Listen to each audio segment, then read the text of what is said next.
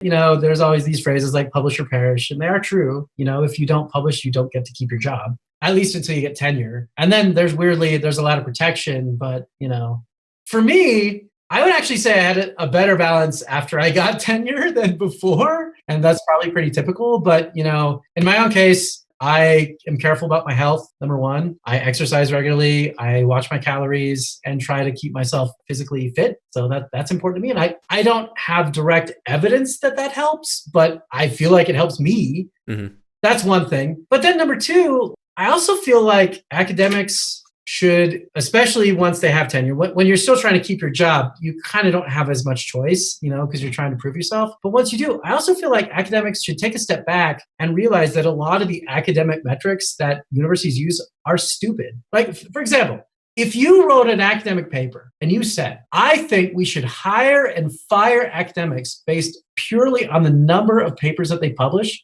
you would get a rejection letter. Because that's stupid. But in tenure and promotion guidelines, that's often what we actually do in practice, right? Like there's a lot of universities, they don't even read the papers that their academics put in. They just say, well, you published 6 in this time. Good job. You get to keep your job. That just makes absolutely no sense. It's totally ludicrous.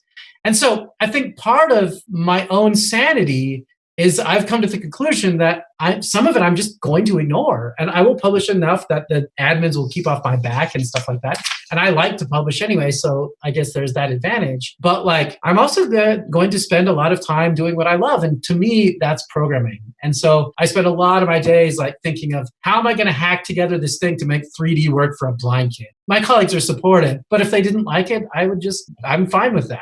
Then give me a bad evaluation. Fortunately, I'm lucky in that we've gotten awards and, all sorts of stuff and, people are sort of okay. But at the same time, some of it too is you have to kind of be willing to speak out a little and remind your colleagues that some of these academic metrics are really not evidence-based. They're just kind of we chose paper counts because the admins can count them easily. In academia, it's funny. They always talk about teaching, research, and service, right? And it's funny, with research, we have these absurd metrics. For teaching, we often use teaching evaluations, and mine are very high, but there's lots of issues with them having gender bias they're just not really good. Mm-hmm. And then service, we don't take any metrics. And so therefore, somehow people just ignore service and it's just not taken seriously. And it is really weird that we evaluate academia this way. And it should probably change if we want to keep our own sanity. As one academic, I only have so much control of such things.